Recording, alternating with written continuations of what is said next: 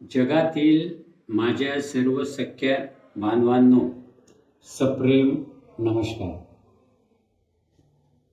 आज मी आपल्या समोर एका अत्यंत नाजूक पण तितकेच महत्त्वाच्या विषयावर बोलण्यासाठी उभा आहे. तो विषय म्हणजे आपल्या मुलांचे भविष्य. आपण सर्व जाणतो की मोठेपणी जे समजते ते लहानपणी समजत नाही. जीवनाचा खरा अर्थ, जबाबदाऱ्या, कर्तव्य, संयम, निर्णय क्षमता ही सारी परिपक्वता वय वाढत गेले की हळूहळू उमलत जाते. हा निसर्गाचा नियम आहे. निसर्गाने मानवाची रचना अशी केली आहे की वयोमानानुसार त्याची बुद्धी, विचारशक्ती आणि समज परिपक्व होत जाते. म्हणूनच लहान मुलाकडून मोठ्यासारखी अपेक्षा ठेवणे हा अन्याय आहे. त्यांच्या चुका म्हणजे गुन्हे नसतात, त्या त्यांच्या शिकण्याच्या प्रक्रियेचा भाग असतात. बंधूंनो, मुलाचे जीवन उद्ध्वस्त होते ते त्यांच्या चुकामुळे कमी आणि आपल्या मोठ्या माणसाच्या असंयमी, असहिष्णू, कठोर व चुकीच्या वागण्यामुळे अधिक होतात. आपल्या अपूर्ण स्वप्नाचे ओझे आपण त्यांच्या खांद्यावर टाकतो. आपल्या भूतकाळातील दुःखाचा राग त्यांच्या वर्तमानावर काढतो आणि नकळत त्यांच्या कोवळ्या मनावर जखमा करतो.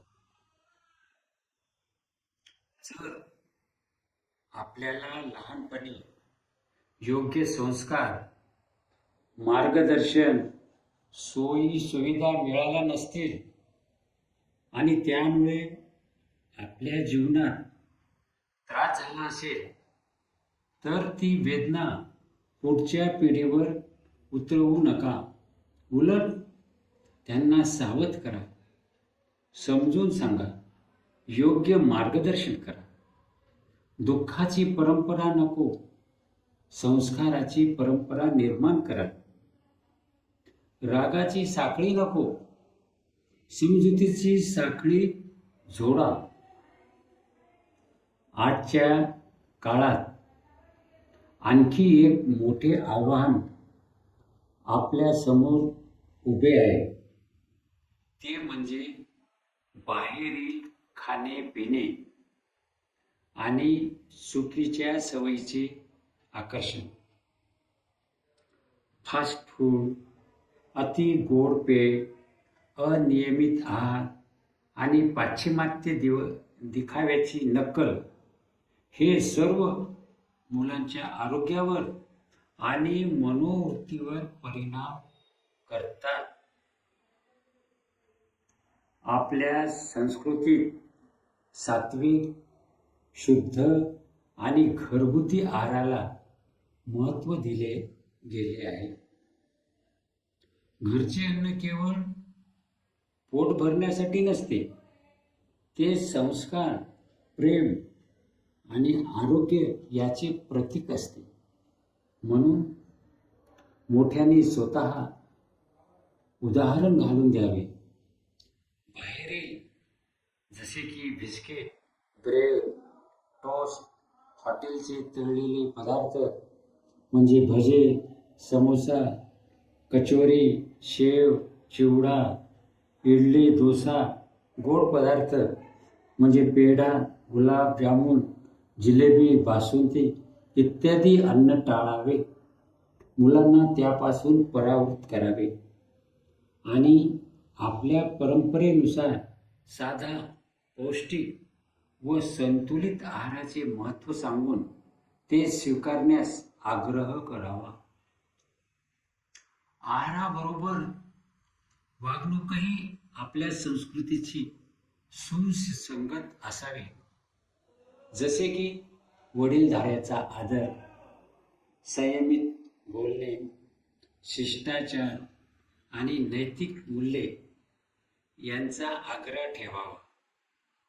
त्यांना योग्य संस्कार द्यावे, कारण मुलं आपल्या शब्दापेक्षा आपल्या कृतीतून अधिक शिकतात. मोठ्यांनी कसे वागावे, मुलांच्या प्रत्येक कृतीमागील भावना जाणून घ्याव्यात आणि समजुतीने वागावे. भीतीपेक्षा प्रेमातून निर्माण होणारी शिस्तच टिकाऊ असते. त्यासाठी प्रेम आणि संयम दाखवावा. मार्गदर्शक व्हावे, नियंत्रक नव्हे. दिशा द्यावी, पण स्वप्नाचे पंख कापू नये. घरात जसे वातावरण असेल तसेच मुलांचे व्यक्तिमत्व घडते. म्हणून स्वतः आदर्श ठरावे असे वागावे. आरोग्यदायी जीवनशैली रुजवावी, जसे की नियमित दिनचर्या, व्यायाम, प्रार्थना, वाचन आणि घरगुती आहार यांची सवय लावावी. बंधूंनो, हीच आपली खरी परीक्षा आहे. ही परीक्षा शाळेची नाही, नोकरीची नाही, ही निसर्गाची परीक्षा आहे. आपण जर ही जबाबदारी प्रेमाने, संयमाने आणि सजगतेने पार पाडली तर आपल्या मुलांचे आयुष्य सुख, समृद्धी आणि समाधानाने फुलेल आणि त्याच्या आनंदातच आपलेही जीवन आनंदमय होईल.